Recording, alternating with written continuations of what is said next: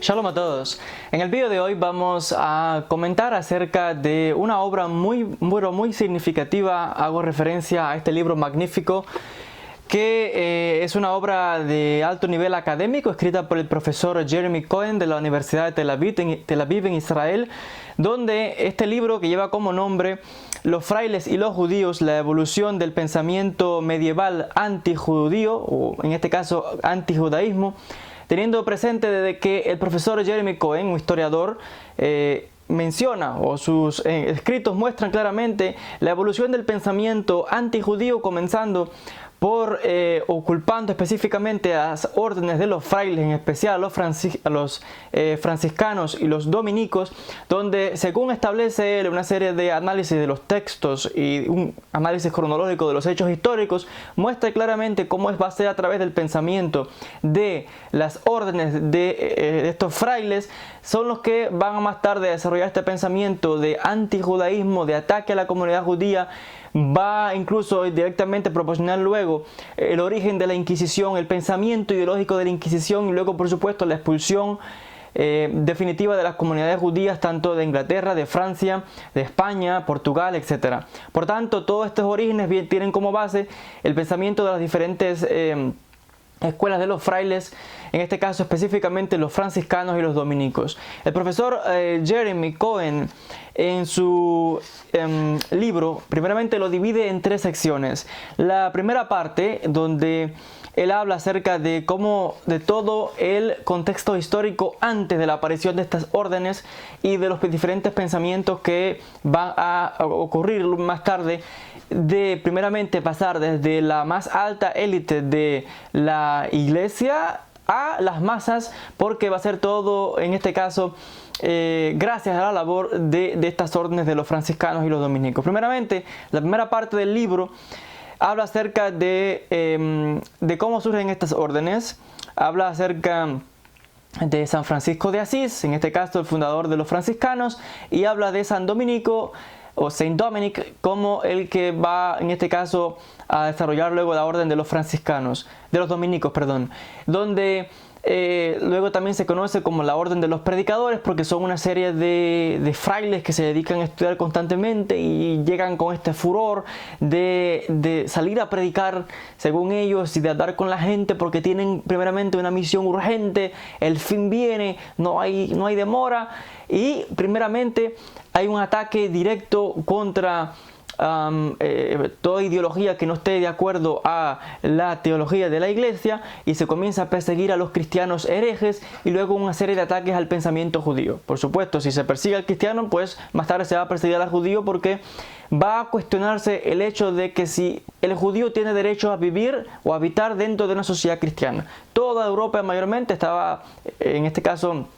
mayormente cristiana, las potencias importantes como Francia, Inglaterra, España, etc. Por tanto, la cuestión es si el judío, que se veía en este caso como una persona que estaba alejado de lo que ellos llamaban la doctrina de la iglesia, si tenía algún derecho como ciudadano a habitar físicamente en tierras cristianas. Y por tanto, el profesor trae una serie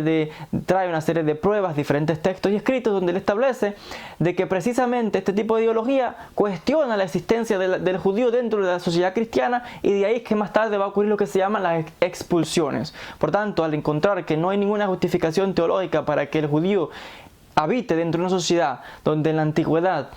las personas se entendían que las personas de un país, de una nación, tenían que tener la misma religión del rey, en este caso de la corona. La iglesia y el Estado estaban fusionadas. Por tanto, si la iglesia y la nación era cristiana, se entendían que los ciudadanos tenían que ser cristianos. No podía haber allí, en este caso, ni judío, ni musulmán, ni ninguna idea cristiana que sea de herética en este caso. De ahí que vamos a tener la expulsión de los judíos, la expulsión de los musulmanes, y la persecución también de cristianos con otras ideas que no sean las de la Iglesia Católica en este caso, y que van a ser perseguidos, torturados y finalmente expulsiones. Por tanto, este tipo de ideas y pensamiento el profesor las establece o las ascribe directamente a estas órdenes de frailes, principalmente ya hemos mencionado los franciscanos y los dominicos. Esta primera sección ya mencioné que habla acerca del surgimiento de estas órdenes, y luego menciona un ataque de cómo la iglesia se vuelca en un ataque a la literatura rabínica, y de ahí de ataque a la literatura y el pensamiento judío se ataca, por supuesto, físicamente a las comunidades. Y en este ataque a las comunidades rabínicas hay que mencionar que jugaron un papel muy importante diferentes judíos que en un momento se convierten al cristianismo, quizás porque tuvieron problemas internos en la comunidad y en forma de venganza se pasan, en este caso se convierten en cristianos, y al tener un conocimiento interno de las comunidades usan tales conocimientos en contra de la comunidad judía, de sus propios hermanos. Y en este caso tenemos conversos fundamentales, como es el caso de Pablo Cristiani, el famoso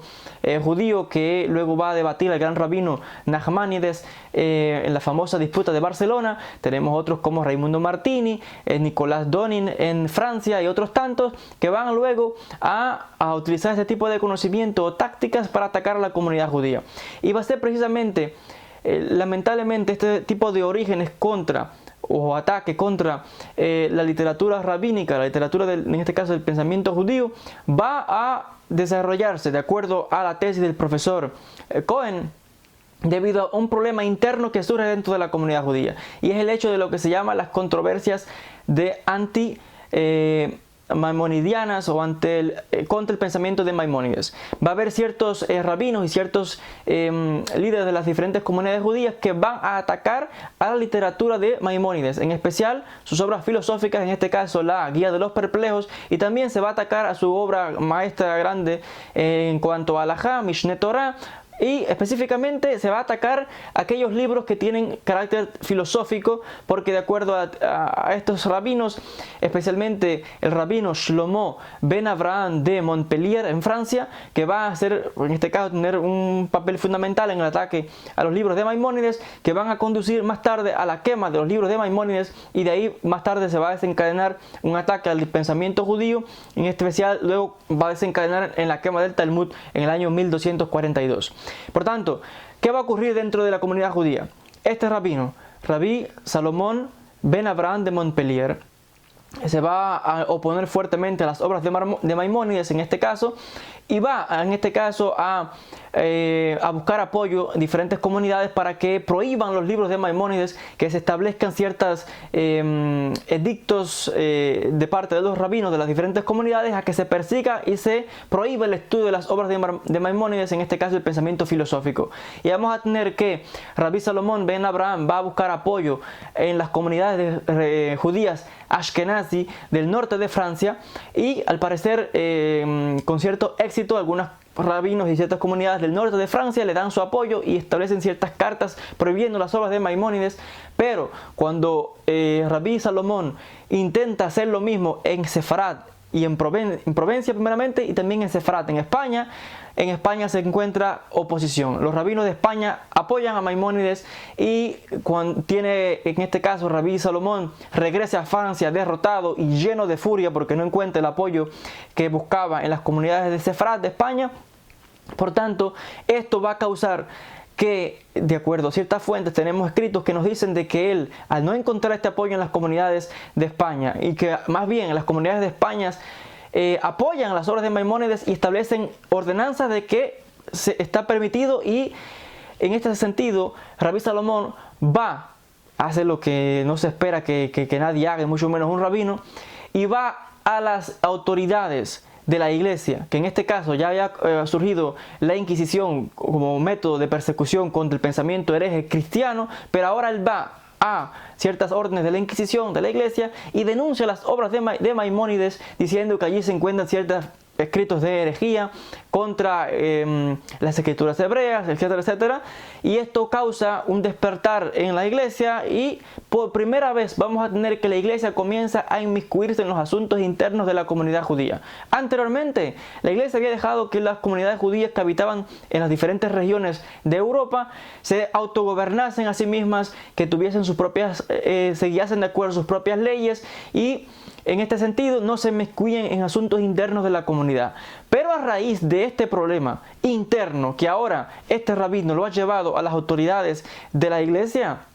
que representan también a la nación. Por primera vez vamos a tener que la iglesia va a empezar a inmiscuirse y van a establecer ciertas comisiones especiales de eruditos cristianos que se capaciten en hebreo, en arameo, etcétera, para que comiencen a estudiar las obras judías, en este caso las obras de Maimónides y luego con las obras del Talmud, para ver si es cierto que hay ciertas ideas en contra de el pensamiento bíblico antiguo. Y vamos a tener que aquí se va a ocurrir cierta quema a las obras de Maimónides, y esto por supuesto los rabinos de las diferentes comunidades, en especial en España, se horrorizan cuando ven que uno de los suyos, este rabino Salomón ben Abraham de Montpellier, como ve esto como una traición, porque no se puede esperar de que un judío traicione a otro judío frente, en este caso, a los gentiles, al mundo de la iglesia que ya de por sí odiaban a la comunidad judía. Y mucho menos se espera que hagan esta traición, porque tenemos el caso de diferentes comunidades que dicen, vale, si tienes un problema, si tenemos un problema interno, no estás de acuerdo con otro pensamiento de otro gran rabino, podemos discutir internamente, pero lo que no se espera es que alguien haga tal cosa e ir en contra del enemigo nuestro para causar todavía mayor daño. Y efectivamente fue tremendo porque, como vamos a analizar, realmente fue terrible, porque va a desencadenar luego, a lo que ya han mencionado, la quema del Talmud, la persecución de las comunidades judías, masacres luego, el establecimiento de la Inquisición que va a ser traída a España y Portugal y otras regiones, la expulsión definitiva de los judíos, horrible. Y todo comenzando por un problema interno que ya hemos discutido, que ya mencioné, por este rabino. Y yo estoy de acuerdo con este pensamiento. Realmente este libro es magnífico. Este libro tiene un total de 300 páginas aproximadamente, así que les recomiendo otra vez el estudio de este libro, que es fundamental. Les aconsejo que este libro no está escrito para el público común. Este libro es un escrito a nivel académico muy alto. Yo, cuando acabé este libro de estudiarlo, acabé con el cerebro, como dicen, echando humo, porque de verdad que hay que compenetrar bien y comprender ciertos conceptos, temas que otra vez no es para las masas. Esto es un libro a nivel académico, pero que en temas investigativos es realmente exquisito, magistralmente compuesto desde mi punto de vista, cómo va estableciendo estas diferentes escuelas con esos tipos de pensamientos y cómo se va a desarrollar luego esta serie de disputas, porque luego de que la iglesia se va a inmiscuir en asuntos internos de la comunidad, van a surgir las diferentes controversias. Ya mencioné los debates, la famosa debate en Barcelona. Luego va a surgir una escuela muy importante, que es la escuela de Raymond de Peñaforte, en este caso uno de estos frailes nacido en Barcelona, y de ahí sus discípulos más grandes, en este caso Pablo Cristiani y Raimundo Martini, o Raimundo Martí también se le llama, que son los que van a desarrollar o refinar este pensamiento teológico, porque luego ellos mismos van a debatir a grandes rabinos, ya hemos mencionado, y van a atacar a literatura, van a comenzar escuelas para capacitar a los cristianos, o a monjes específicamente. La élite cristiana son los monjes en este caso, los que llaman el cristiano perfecto en aquella época, para que se capaciten en lenguas, en este caso el hebreo, el arameo, y también ciertas academias también en árabe, para poder estudiar en este caso principalmente los textos judíos y poder debatir de tú a tú con la comunidad. Porque el cristiano tiene la desventaja de que al no conocer los textos, el lenguaje de los textos originales, tiene desventaja al comprender meramente el significado y luego debatir de tú a tú con el judío. Por ello vamos a tener que en la antigüedad el Papa en persona y otras autoridades de la iglesia van a prohibir que el cristiano común, las masas, prohibido que establezcan conversación teológica con ningún judío. ¿Por qué? Porque, cito textualmente, y lo pueden encontrar en el libro, se cita el comentario de uno de los principales teólogos, en este caso del pensamiento en Alemania, que van a abogar fuertemente por el pensamiento cristiano, y voy a citar brevemente su nombre, donde él habla claramente acerca de la prohibición del cristiano común de entablar conversación con el judío común. Su nombre es Bertolt von Roggenburg, donde él establece claramente y dice, mira, pero si tú siempre estás queriendo debatir con el judío y son tan iletrados, analfabetos, que al final lo que hace es peor porque te perjudica la fe. Por tanto, como orden de papal está prohibido. En este caso se prohibió en aquella época que el cristiano común debatiese o hablase con cualquier judío por porque no estaban preparados, porque el cristiano, ya mencioné, tenía la desventaja de que no conocía la lengua ni el hebreo ni el arameo. Segundo, los textos de la Biblia y los demás textos cristianos estaban en latín, que ni siquiera lo hablaban las masas. Tercero, cuando iban a la iglesia, aparte que tampoco la mayoría ni sabía ni leer ni escribir, y lo que recibían en la iglesia ya ni siquiera era el texto de los textos judíos, sino solamente, más bien era ya la interpretación de los frailes. Ni siquiera el puro texto, sino la interpretación y las ideas que iban transmitiéndole los frailes. Por lo tanto, ya tenían una distorsión completa del pensamiento de las escrituras. Por tanto, le prohíben completamente, en este caso a las masas, que hablen, porque el judío, a diferencia de las masas cristianas, los niños judíos desde especialmente el año 75 antes de nuestra era, el gran rabino, el príncipe Nasi del Sanedrín, Rabí Shimon ben Shetach, y luego en el año 64 otro gran rabino, Ben Gamaliel, establecen claramente de la educación de los niños judíos es fundamental. Desde los 6 años comenzando tienen que ser educados en los textos, primeramente 5 años, desde los 6 años en adelante hasta los 10, tienen que estudiar y saber en aquella época de memoria los textos del Tanaj, todo lo texto escrito. De los 10 en adelante tienen que saber, en este caso, la Mishnah. Y cuando ya llega a los 13 años, tiene que saber también ya, en este caso, Talmud. Todo en este caso. Por tanto, desde pequeño la educación era fundamental y, lógicamente, un judío estaba más preparado que un cristiano en este sentido. Y además agregándole las desventajas que ya mencioné de que se enfrenta ahora a textos que están en otros idiomas, etcétera, etcétera. No tiene acceso en general a los documentos reales. Por tanto, tenemos aquí el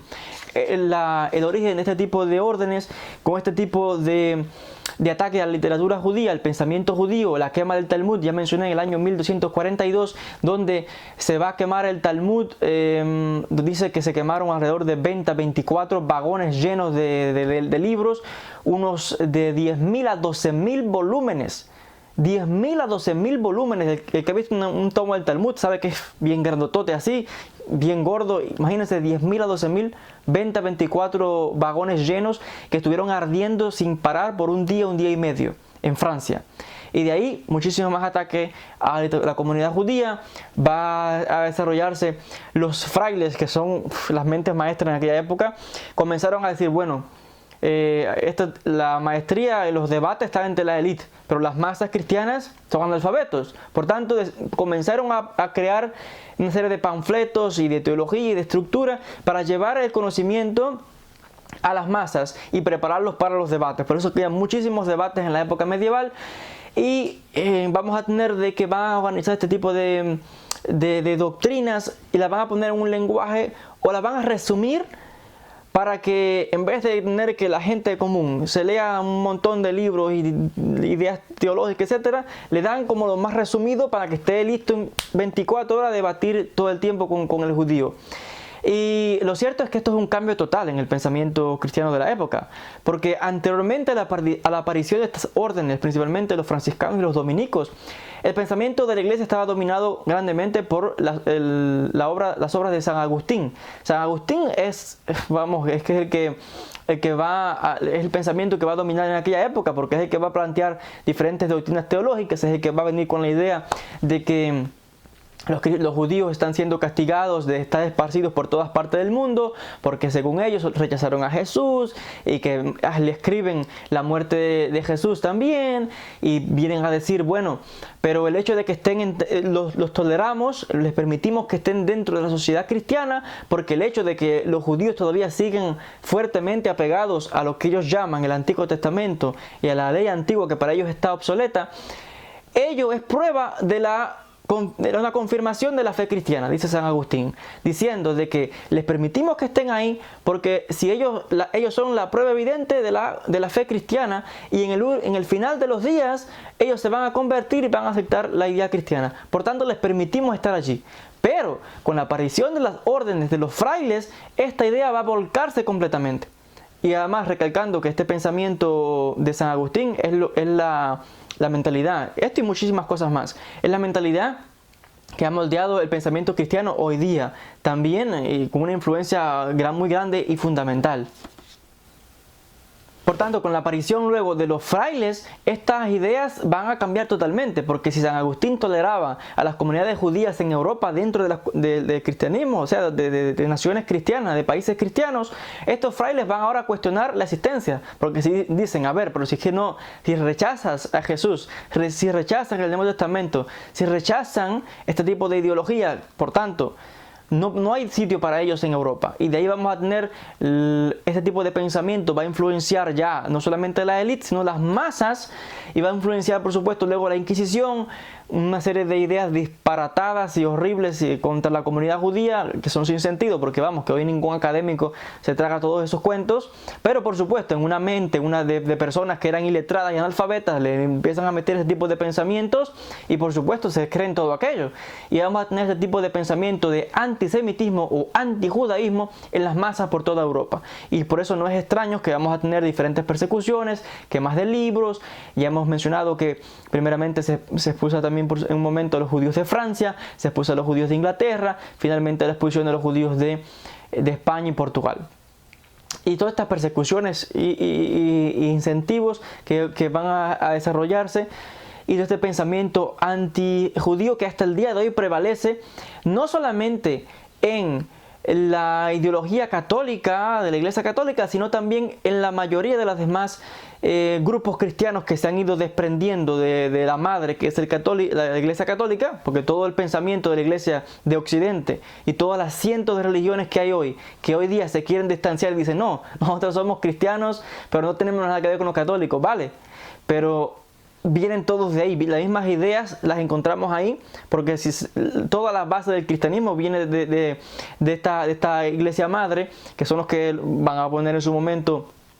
todos los textos, toda la teología del Nuevo Testamento, y los demás son todos los padres de la iglesia. Por tanto, todos estos grupos que se van a desarrollar luego, cristianos, ideas, pensamiento mesiánico y todo ese tipo de ideas, vienen todos de allí, aunque ellos no lo quieran reconocer hoy. Pero desde el punto de vista académico está más que comprobado.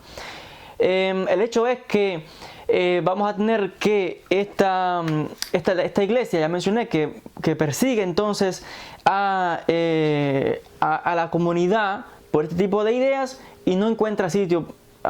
en este caso la comunidad judía, dentro de Europa o dentro de una Europa cristiana. Por ello va a desencadenar en la Inquisición y finalmente en la expulsión. Pero lo interesante también es que este pensamiento se va a trasladar no solamente ya desde el punto de vista teológico de la iglesia, sino que además se va a pasar al mundo académico. Y la figura importante aquí va a ser Nicolás de Lira en Francia, tomando como base y con una influencia muy grande la escuela de Raymond de Peñaforte en España, en Barcelona, y las obras de Raimundo Martini y de Pablo Cristiani, que en este caso Nicolás de Lira, la iglesia va a establecer ciertos, en este caso, tratados de reglas que deben de seguirse, de estructuras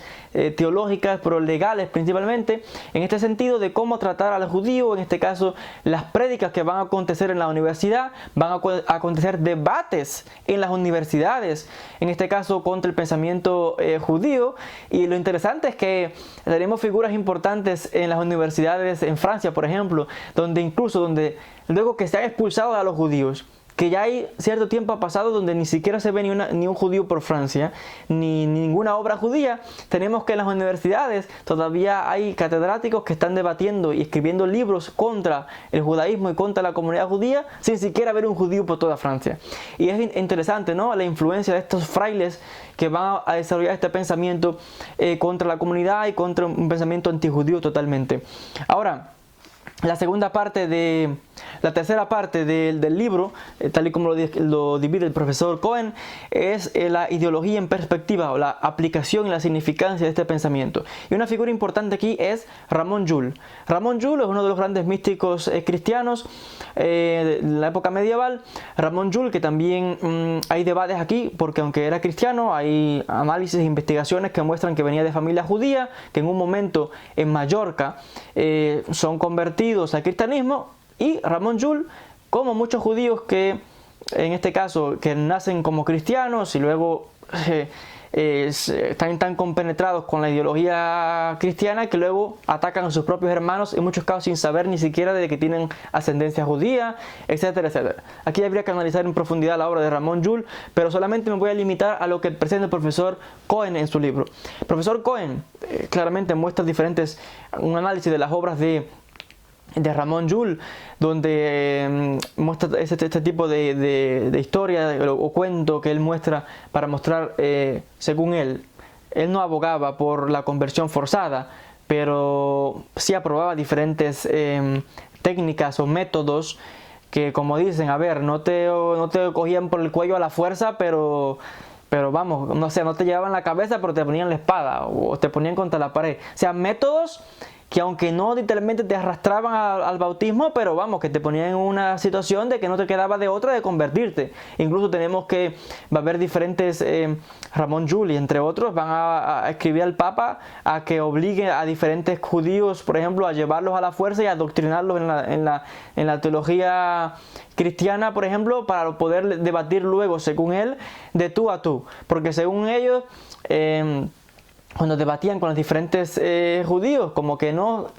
se amoldaban al pensamiento. O sea, querían primero adoctrinarlos y luego debatirlos para, claro, fácilmente convertirlos y que estos mismos judíos fuesen usados como instrumento para enviarlos a las diferentes comunidades infiltrados para que acabasen de convertir a los judíos en las diferentes sinagogas. O sea, como emisarios de la iglesia o del cristianismo para proselitar,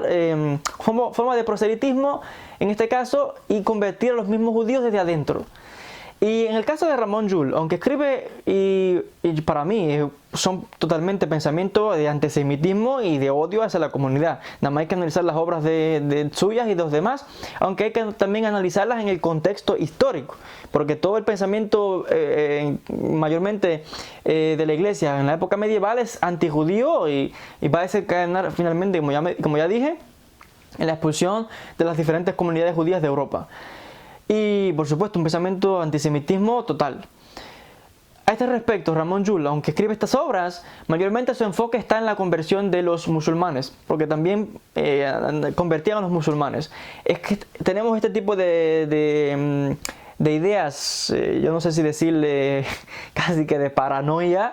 de que esta locura de andar convirtiendo gente porque si no no viene el fin, y que hay que convertir a los judíos y convertir al musulmán, y este tipo de pensamiento está también hoy por supuesto en todo el mundo cristiano de que hay que convertir a la gente porque si no no están bien, en especial a los judíos. Y Ramón Llull es uno de ellos que literalmente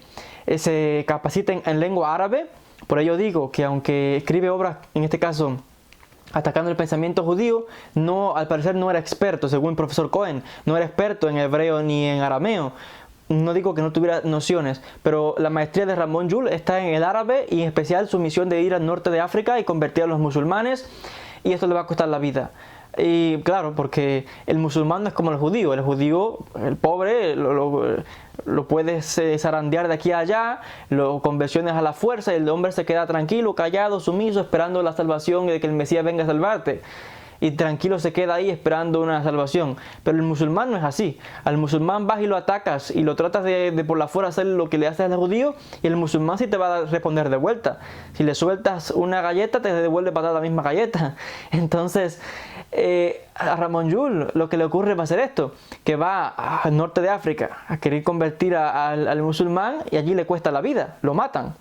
Y bueno, que hay que comprender que si todo esto que le hace y que le hicieron a la comunidad judía baja al norte de África y se lo quiere hacer a ellos allí, no se van a quedar tranquilos, es lógico que se quieran defender. Entonces, esto le cuesta la vida, mencionando que muchos de estos franciscanos, estos frailes, literalmente buscaban la muerte, buscaban el martirio. Por ello, cuando hoy día en el mundo de Occidente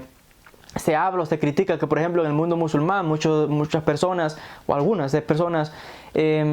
van por ahí con estas ideas de inmolarse a sí mismos, buscando ser mártires y alcanzar la salvación, y se critica este tipo de teología. Bueno, hay que también criticar también el pensamiento cristiano, porque tenemos aquí estos frailes y estas ideas cristianas, no de esta época, sino desde mucho antes, que iban literalmente buscando que les mataran, buscando el martirio. Se metían a predicar a diferentes sitios y en muchos casos ataques ideológicos contra las personas del lugar, y lo que buscaban era, claro, sí, claro, la conversión de la gente, o lo que llamaban ellos el infiel, pero también buscaban el martirio. Tenemos mártires cristianos en este sentido, que lo que buscaban era ello. Y una de estas personas era San Francisco de Asís, el fundador de los franciscanos, que también se fue a Egipto y quería convertir al sultán, y buscaba el martirio, buscaba que le mataran, literalmente, para convertirse como en un gran héroe, me imagino, o tener el grado más alto de recompensa divina. Y Ramón Llull igual, y efectivamente le cuesta la vida. Y estas ideas también van a pasar a las demás, por supuesto, a las diferentes órdenes de monjes y a las masas. Por tanto, cuando hoy día se critica a los musulmanes que hacen estos, hay que ir atrás a la historia, que tenemos lo mismo, encontramos lo mismo en el caso de los cristianos. Lo que hoy día la mayoría del mundo cristiano de Europa ha hecho una división de religión y de Estado. Y la mayoría, aunque dicen ser cristianos, en realidad son laicos. Pero hay que ser autocrítico también y analizar en este sentido. Y en el caso del judaísmo, también encontramos ciertas personas en la antigüedad que tenían ideas similares. Entonces, son fenómenos que encontramos en todo este tipo de pensamiento monoteísta. Ahora, el profesor Cohen, en esta tercera parte, analiza cómo los frailes transmiten este tipo de pensamientos a las masas, porque se dan cuenta de que son totalmente analfabetos y para esparcir este tipo de ideas a toda la población, comienzan poco a poco a ir dando este tipo de pensamiento transmitido ahora, y juega un papel fundamental los escritores, los poetas, y vamos a encontrar que en la poesía, en la música, en las novelas, va a aparecer poco a poco infiltrado este ataque contra la comunidad judía, este pensamiento antijudío. Y vamos a tener figuras importantes en aquella época por toda Europa, en Alemania, en Francia, en España, que van a atacar a la comunidad judía con pensamiento antijudío. Y